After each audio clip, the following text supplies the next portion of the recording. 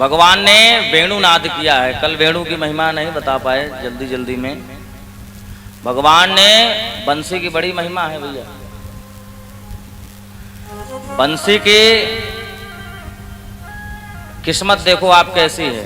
गोपियां सबसे ज्यादा जलन स्पृहा करती हैं तो बंसी से करती हैं कि देखो ये बंसी कैसे गोविंद के हर समय हाथों पर विराजमान रहती है।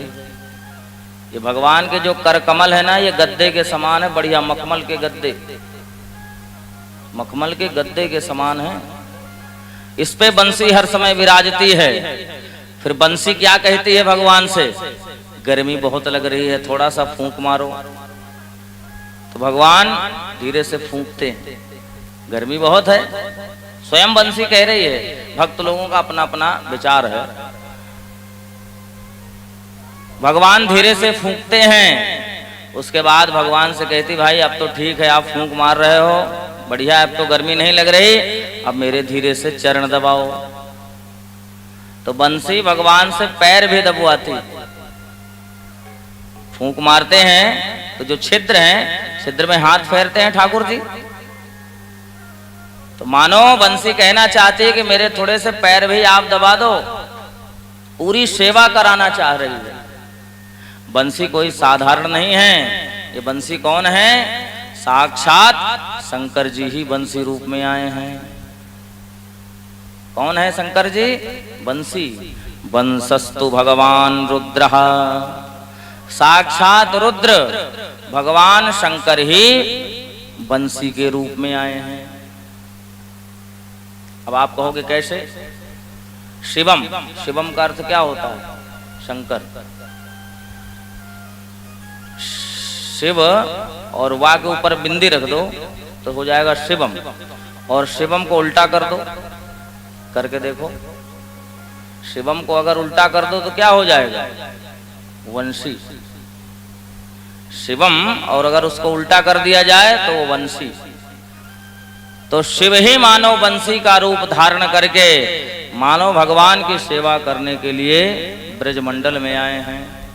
वंशस्तु भगवान रुद्र, भागवत कह रही है। बंसी कौन है? भगवान शंकर जी ही बंसी रूप धारण करते हैं। तो भैया अपने इष्ट की सेवा तो सभी करते हैं। कृष्ण के इष्ट, राम जी के इष्ट तो शंकर जी है ना। तो हर समय गोपियों को स्पृहा होती रहती है कि ये बंसी हर समय जब फूंकती है, हम अपना देह भान सब भूल करके दौड़ी चली जाती हैं, क्योंकि गोपियां दीवाने सिर्फ ठाकुर जी के बंसी की हैं। जब फूंक मारते हैं, कहते हैं जब बंसी बजती है तो महाराज गिरिराज गोवर्धन भी पिघलने लगता है। जो शिला है, यमुना याह काठिनत्वम, यमुना स्तब्ध रह जाती है,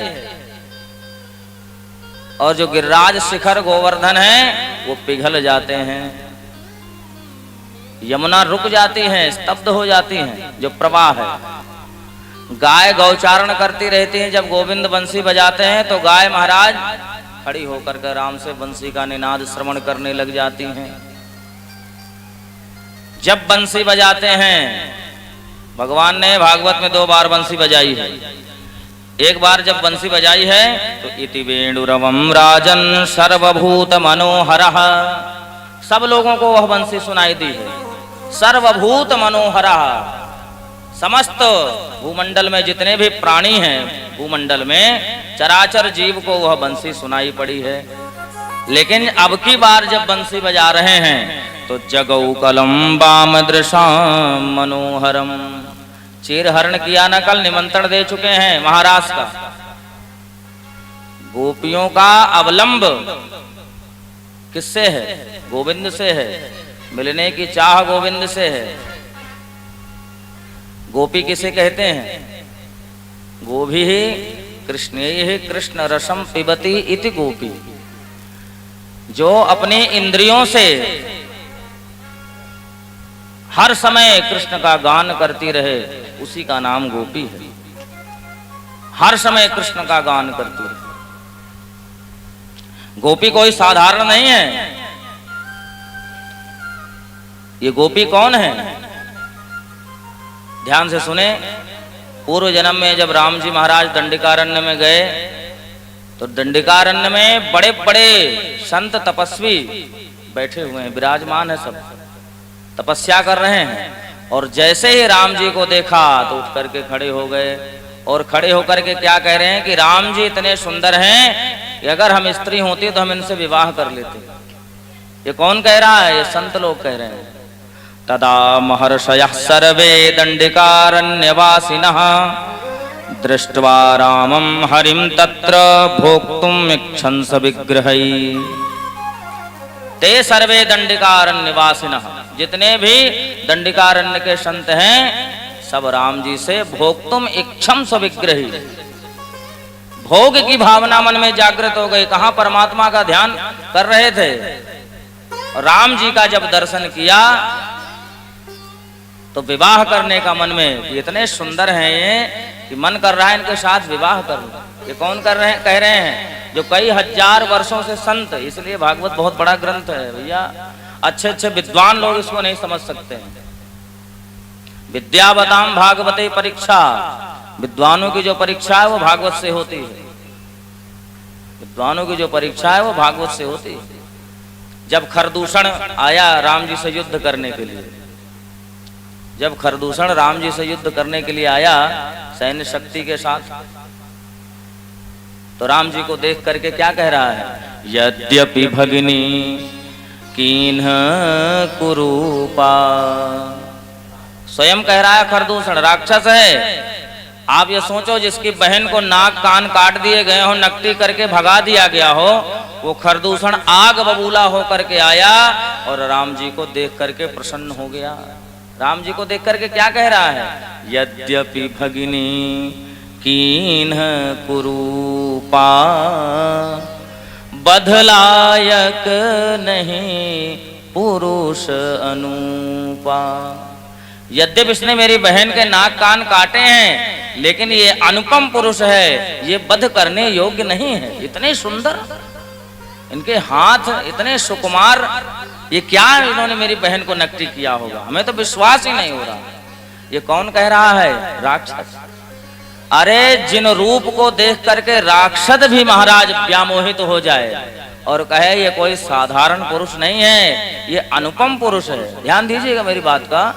जब राक्षस के मन में क्रोध लेकर के आया था, युद्ध करने की भावना से आया था, लड़ने की भावना से आया था कि राम जी को छोड़ूंगा नहीं, देखता हूं कौन है, लेकिन राम जी को देख करके राम जी का दीवाना हो गया।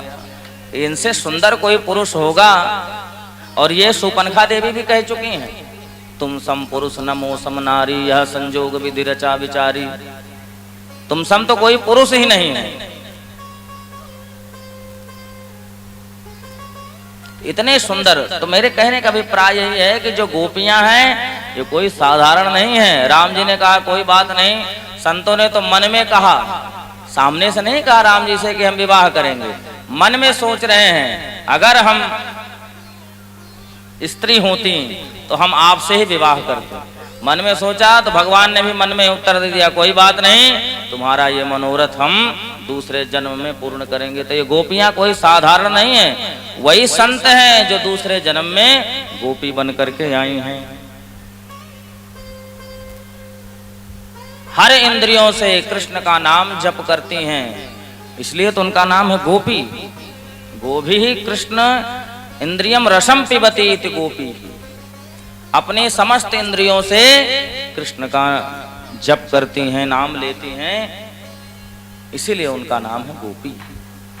भगवान ने अब की बार जो बंसी बजाई है, जगौ कलम्बाम दृशाम मनोहरम, वो बंसी सिर्फ गोपियों को ही सुनाई दी है। सुखदेव बाबा ने वर्णन किया है केवल वह बंसी गोपियों को ही सुनाई दी है।